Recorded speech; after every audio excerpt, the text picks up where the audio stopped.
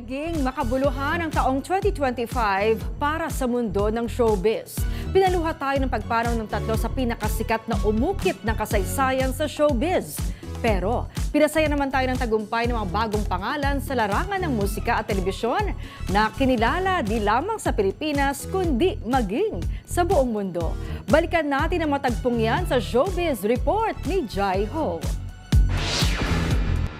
Napuno ng malalaking pagbabago ang mundo ng Showbiz 2025. Nagpaalam ang Pilipinas sa mga pinakamalalaking pangalan sa mundo ng pelikula at musika na sina Nora Honor, Gloria Romero at Pilita Corrales na nakilala sa Golden Age ng Philippine Showbiz. Kapwa nakatanggap ang tatlong haligi ng showbiz ng Presidential Medal of Merit mula mismo kay Pangulong Ferdinand R. Marcos Jr. May mga malulungkot mang pangyayaring hindi naman maikakaila ang sangkaterbang winning moments nito. Dahil isang breakout year ang 2025, di lamang sa local at kahit international scene ang mga rising Filipino music groups gaya ng Capo Joe na kinilalang top artist of 2025 ng Billboard. Hindi rin nagpahuli ang P-pop group na SB19 at BINI na tumanggap ng iba't ibang pagkilala. Nandyan rin ang half Pinoy na si JJ Peach na sumungkit ng panalo sa Eurovision Contest. Umukit naman ng kasaysayan ang Broadway superstar na si Lea Salonga matapos matanggap ang kanyang Hollywood Walk of Fame star sa Estados Unidos.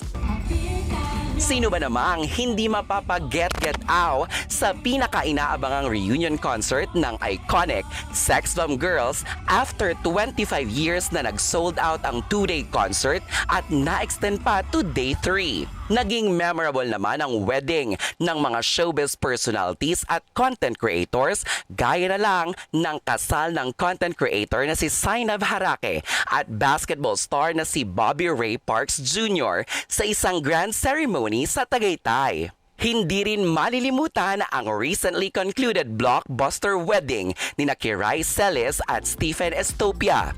Ang mga entourage lang naman sina Marian Rivera at Dingdong Dantes, Gary V, Vice Ganda, Chavit Singson at marami pang iba. Kung may happily ever after sa showbiz, meron namang mga love stories na nagkaroon ng unhappy ending. January 2 nang biglain ng longtime couple na sina Barbie Fortesa at Jack Roberto ang mga Jack B fans dahil sa kanilang breakup matapos ang 7 taon.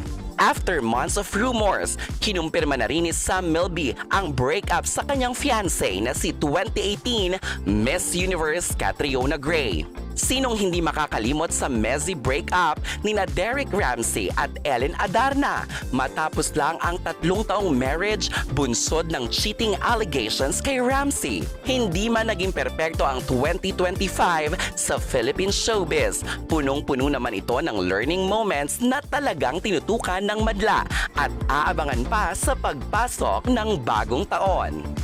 Ako si Jai Ho ng PRTV News, nagseserbisyo para sa Pilipino.